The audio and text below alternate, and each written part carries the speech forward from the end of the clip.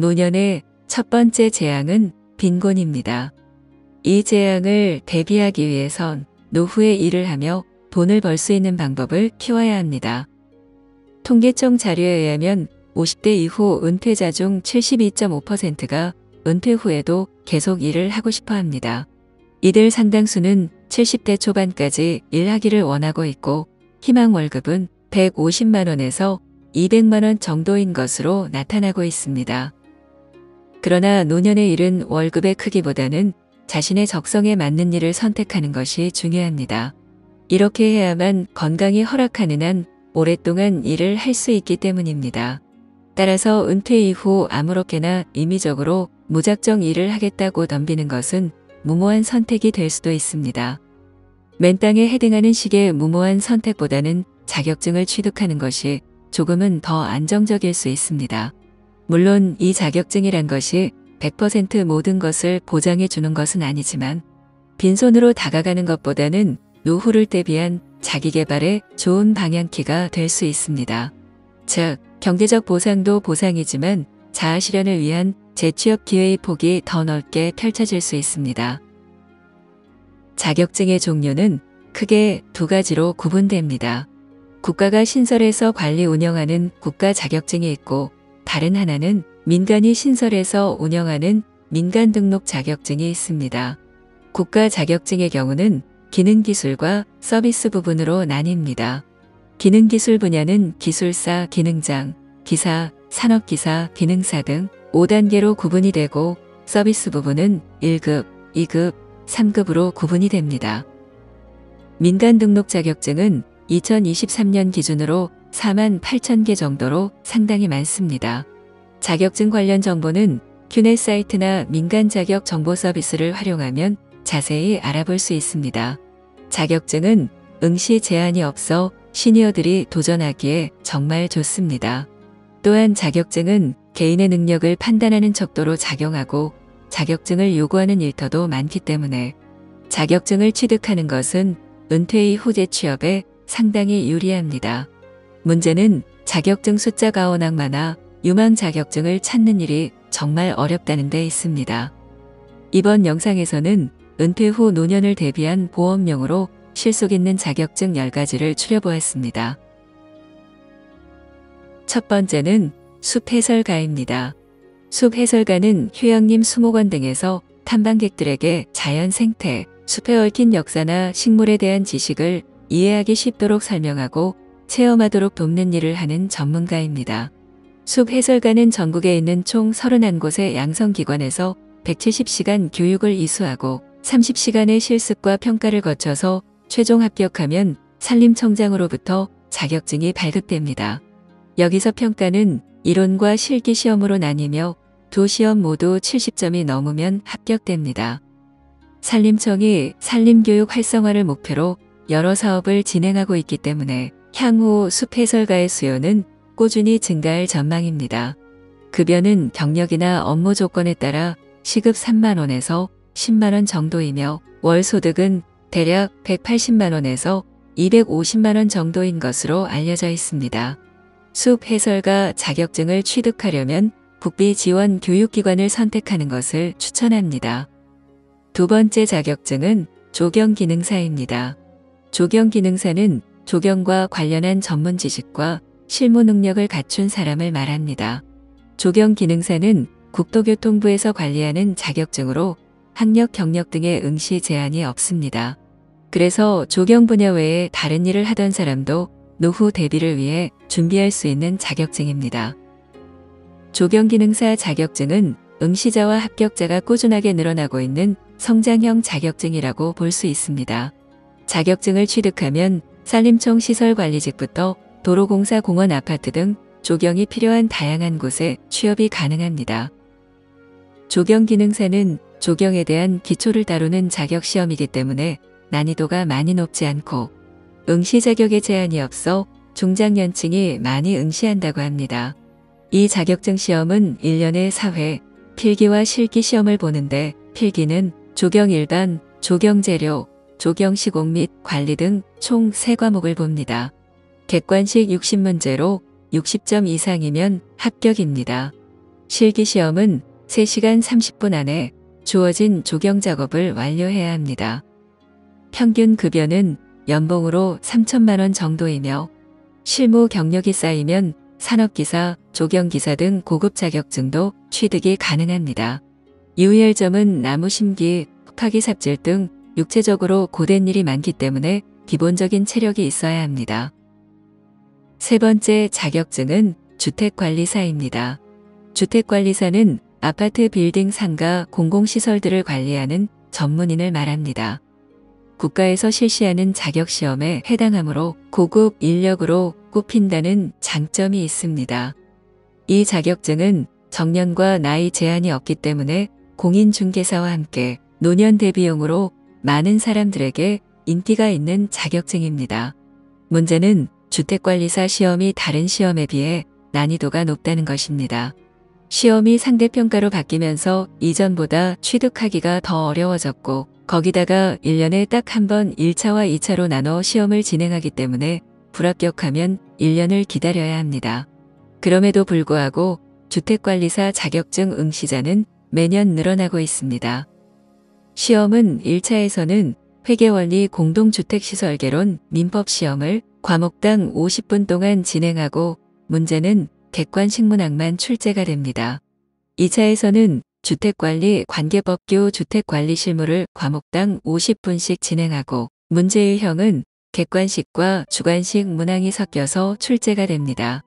급여는 관리하는 건물의 세대수나 관리사의 경력에 따라 다르지만 대략 월 200만에서 500만 원 정도 된다고 합니다. 유의할 점은 시험에는 연령 제한이 없고 급여도 많은 편이지만 대부분 경력직을 선호하고 있어서 신규 취업이 쉽지 않습니다. 네 번째 소개할 자격증은 생활지원사입니다. 생활지원사는 65세 이상 노인에게 복지 서비스를 제공해주는 복지사를 말합니다. 현재 정부와 지자체에서는 노인 맞춤 돌봄 서비스를 시행하고 있는데 그중 하나가 생활지원사를 취약계층 노인의 거주지에 파견하여 복지 서비스를 제공하는 것입니다. 보통 생활지원사 한 명당 14에서 18명의 노인을 관리하며 이 과정에서 노인들에게 안전지원이나 사회참여 독려, 생활교육 정서지원, 일상생활지원 서비스를 제공하게 됩니다. 하루 5시간 정도만 근무하기 때문에 50대 이상 여성 시니어분들도 많이 도전하고 있는 자격증입니다. 한국교육평가개발원에서 온라인으로 교육과 시험을 모두 진행하고 있으며 시험은 1시간 동안 객관식 25문제를 풀어 70점 이상을 받으면 자격증을 취득할 수 있습니다. 다섯 번째 자격증은 동화구연지도사입니다. 동화구연지도사는 유치원이나 도서관에서 다양한 동화를 생동감 있게 들려주는 전문가를 말합니다. 고등학교 졸업자 이상이면 누구나 응시가 가능하며 민간 자격증이기 때문에 단기간 내 빠르게 취득할 수 있어서 시니어들이 비교적 부담 없이 도전할 수 있는 자격증입니다. 이 자격증도 온라인으로 취득할 수 있습니다. 온라인으로 수업을 듣고 출석률 60% 이상, 시험 100점 만점 중 60점 이상이면 합격입니다. 이 자격증은 시험 일정이 따로 정해져 있지 않고 원하는 기간 내에 언제든 해당 과목을 수강하고 시험에 합격하면 2주 이내 자격증이 발급됩니다. 자격증을 취득하면 주로 강사로 일을 하게 되고 급여는 시간당 2만 원에서 4만 원 정도 된다고 합니다. 여섯 번째 소개할 자격증은 시니어 플래너입니다. 시니어 플래너는 은퇴를 했거나 은퇴를 앞둔 노년층을 대상으로 미래 설계나 정서 관리를 종합적으로 해주는 라이프 플래너를 말합니다. 이 자격증은 고령화로 인한 노노 케어에 대한 관심이 높아지면서 점점 뜨고 있는 자격증입니다. 노노 케어는 비슷한 연령대의 사람끼리 서로 공감되는 것도 많고 대화도 잘 통하기 때문에 교류가 빠르게 진행될 수 있고 정서적으로도 안정감을 가질 수 있다는 장점이 있습니다. 시니어 플래너는 지자체복지관, 요양보호시설을 포함한 노인 관련 기관이나 단체에서 강사로 활동하는 경우가 많습니다. 정부나 지자체, 민간교육기관에서 운영하는 시니어 플래너 자격증을 이수하면 전문적으로 활동할 수 있습니다. 이 자격증의 취득 과정은 발급기관마다 커리큘럼이 조금씩 다르지만 기본적으로 고령화 사회에 대한 이해나 노후관리 상담 등에 대한 지식을 공부해야 합니다. 이 자격증 취득 후 현장에서 일할 때 적성에 맞는 것이 무엇보다 중요합니다. 일의 특성상 봉사 정신도 강하고 다른 사람에게 먼저 다가가 소통을 잘할 수 있는 사람에게 적합한 자격증입니다. 7번째는 손해평가사입니다. 농가에 피해가 생겼을 때 보험금을 계산하는 손해평가사로 일할 수 있는 자격증입니다. 농가에서는 홍수, 태풍, 가뭄, 폭설, 지진 등 다양한 자연재해로 인해 피해가 발생하게 됩니다. 농가는 이런 재해에 대비해 보험을 들고 있으며 재해가 발생했을 때 사고 현장을 살펴 피해량을 조사한 뒤 알맞은 보상금을 산정하는 직업이 바로 손해평가사입니다. 시험은 국가시험으로 1년에 한 번 있습니다. 필기 과목은 보험 과목 2과목과 농작물 이론 1과목으로 총 3과목입니다. 손해평가사는 고정으로 일을 하는 것이 아니라 일이 있을 때만 하게 되는 단점이 있으며 평균 업무 일수가 1년에 100일 정도라고 합니다.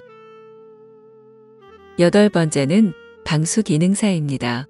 건축물의 실내, 지하, 지붕 등 건설 현장에서 많이 필요로 하는 자격증입니다. 학력, 경력 등의 응시 조건이 없고 또 필기시험 없이 작업형 실기시험만 보기 때문에 건설 현장에서 일해본 경험이 있는 사람에게 유리합니다. 이런 경험이 없더라도 학원에서 한두 번 교육만 받아도 합격이 가능하다고 합니다. 정년 없이 계속 일할 수 있어서 남녀 구분 없이 50대 이상 중년층에서 많이 취득하고 있습니다. 합격률은 50% 전후지만 응시자가 굉장히 많이 늘어나고 있는 인기 자격증입니다. 9번째는 양식, 한식 조리 기능사입니다. 30대에서 50대 이상 여성들에게 인기 있는 자격증입니다. 살림 경험을 바탕으로 요리에 자신이 있는 여성들이 가장 많이 선호하는 자격증으로 조사됐습니다. 일반 음식점부터 학교나 회사 등의 집단급식소 등에서 조리사로 일할 수 있고 또 최근엔 요리를 콘텐츠로 유튜버로 활동하기도 합니다. 문제는 실기시험 합격률이 약 30% 정도밖에 안 될 정도로 자격증 취득이 생각보다 쉽지 않다는 것입니다. 이런 이유로 응시자는 감소 추세에 있고 반면 요리사 모집하는 곳은 상당히 많습니다. 10번째 자격증은 지게차 운전기능사입니다. 건설 기계인 지게차를 조종하기 위해서 취득해야 하는 자격증으로 물류, 건설 산업이 사라지지 않는 한 계속 쓰이게 될 전망 밝은 자격증입니다. 워크넷에 올라온 구인 공고를 보면 지게차 운전기능사는 가장 많이 찾는 인력입니다. 지게차는 다른 중장비에 비해 장비 조작이 비교적 쉽고 이 자격증을 소지하고 있으면 취업이 용이하기 때문에 활용도가 높습니다. 3톤 미만 소형 지게차는 별도 시험 없이 이론 6시간, 실기 6시간 등 총 12시간의 교육 과정을 수료하면 국토교통부에서 발행하는 소형 지게차 면허 취득이 가능합니다. 일반 지게차는 한국산업인력공단에서 시행하는 지게차 운전기능사 자격증이 필요합니다. 자격증 시험은 필기와 실기를 봅니다.